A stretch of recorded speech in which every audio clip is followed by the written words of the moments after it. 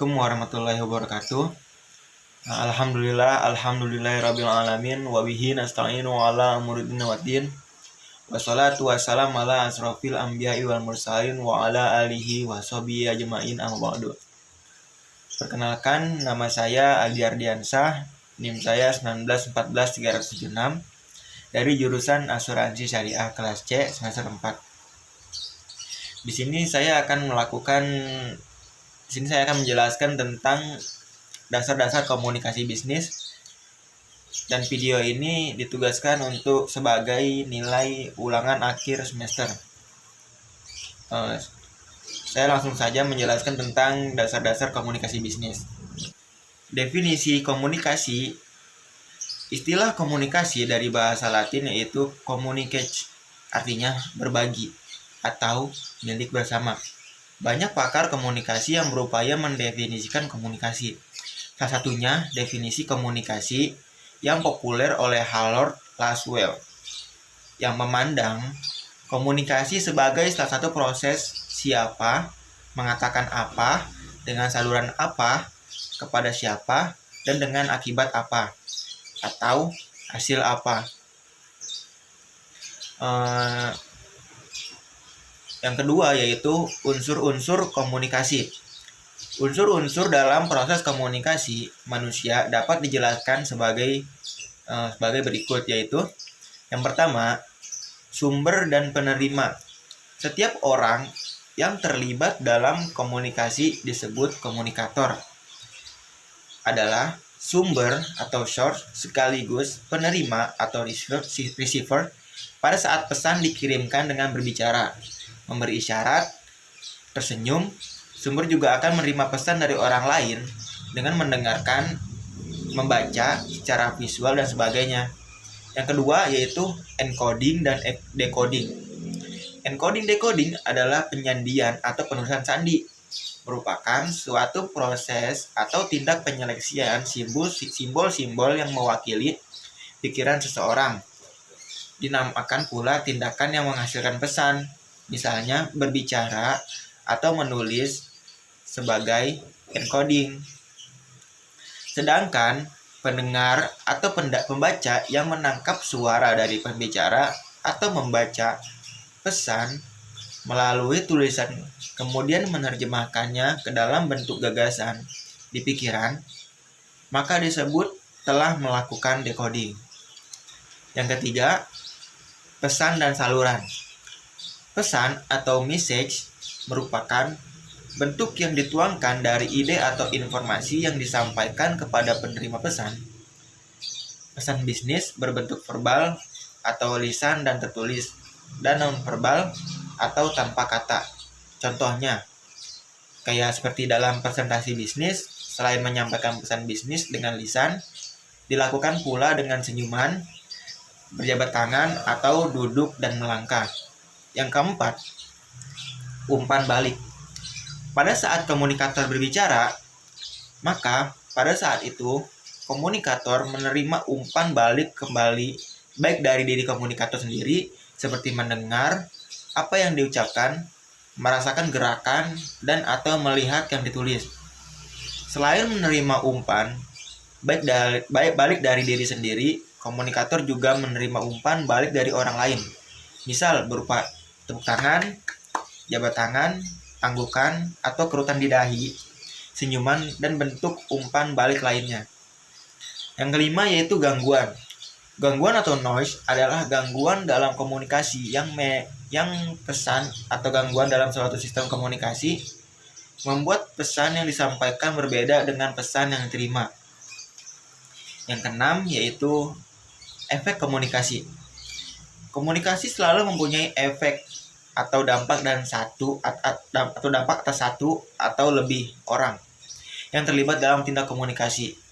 Pada setiap tindak komunikasi selalu ada konsekuensi. Yang keempat yang itu terusnya bentuk komunikasi. Yang pertama, komunikasi verbal. Merupakan salah satu bentuk komunikasi yang lazim digunakan dalam dunia bisnis untuk menyampaikan pesan-pesan bisnis kepada pihak lain, baik secara tertulis atau written maupun lisan atau oral. Bentuk komunikasi verbal ini mempunyai struktur yang teratur dan terorganisasi dengan baik, sehingga tujuan penyampaian pesan-pesan bisnis dapat tercapai dengan baik. Yang kedua yaitu komunikasi nonverbal. Merupakan bentuk komunikasi yang menggunakan gerakan-gerakan tubuh, bahasa tubuh sebagai alat untuk berkomunikasi dengan orang lain. Itulah yang disebut dengan komunikasi nonverbal. Berikut dasar-dasar untuk mengenali komunikasi nonverbal yaitu yang pertama ekspresi wajah, yang kedua gerak isyarat dan sikap tubuh, yang ketiga karakteristik vokal, yang keempat penampilan pribadi, yang kelima yaitu sentuhan, yang keenam waktu dan ruang. Selanjutnya yaitu pengertian komunikasi bisnis. Pengertian komunikasi bisnis secara sederhana dapat dikemukakan bahwa yang dimaksud dengan komunikasi bisnis adalah komunikasi yang digunakan dalam dunia bisnis yang mencakup berbagai macam bentuk komunikasi, baik komunikasi verbal ataupun komunikasi nonverbal untuk mencapai tujuan tertentu.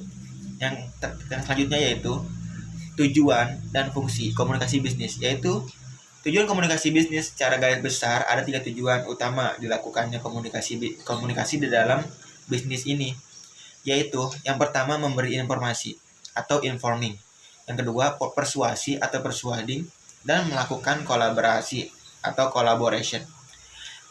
Yang pertama memberi informasi atau informing. Informasi yang dimaksud ini adalah hal-hal yang berkaitan dengan aktivitas bisnis dengan berbagai pihak. Misalnya seorang manajer marketing nih ingin meningkatkan penjualan produk baru, maka ia akan mencoba memasang iklan di berbagai media. Paham? Nah, yang kedua, melakukan persuasi atau persuading. Persuasi adalah cara berkomunikasi yang digunakan untuk mempengaruhi, meyakinkan orang lain. Yang ketiga, melakukan kolaborasi atau collaborating. Kolaborasi adalah bentuk kerjasama atau interaksi, kompromi dari pihak-pihak yang terlibat secara langsung dan tidak langsung yang menerima akibat dan manfaat. Selanjutnya itu fungsi komunikasi bisnis. Secara umum ada 4 fungsi dari komunikasi di dalam bisnis, yaitu informatif, regulatory, persuasif, dan integratif. Yang pertama yaitu fungsi informatif. Dalam hal ini, fungsi informatif digunakan oleh para manajer dan karyawan dalam melaksanakan tugas-tugas mereka secara efisien. Beberapa informasi yang dibutuhkan terkait dengan beberapa hal berikut. Yang pertama yaitu hal-hal yang berhubungan dengan pekerjaan. Pertama, tujuan perusahaan, prosedur atau peraturan dan lain sebagainya. Yang kedua yaitu standar kerja dan laba perusahaan. Yang ketiga, emosional perusahaan secara umum. Yang kedua, fungsi regulatory. Komunikasi memiliki fungsi sebagai alat untuk mengendalikan dan mengatur jalannya suatu organisasi itu. Bentuk komunikasi dapat berupa perintah dan laporan. Selanjutnya yaitu fungsi persuasif.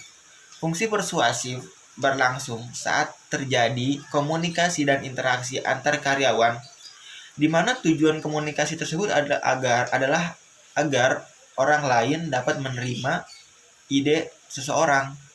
Selanjutnya yaitu fungsi integratif. Integrasi yang terjadi dalam perusahaan akan membuat perusahaan tersebut dapat beroperasi secara terpadu dan utuh. Hal tersebut hanya bisa dilakukan bila komunikasi dan koordinasi di perusahaan berjalan dengan baik. Sekian dari saya, kurang lebihnya mohon maaf. Bila ada salah-salah kata, mohon dibukakan pintu maaf yang sebesar-besarnya. Wabillahi taufiq wal hidayah. Wassalamualaikum warahmatullahi wabarakatuh.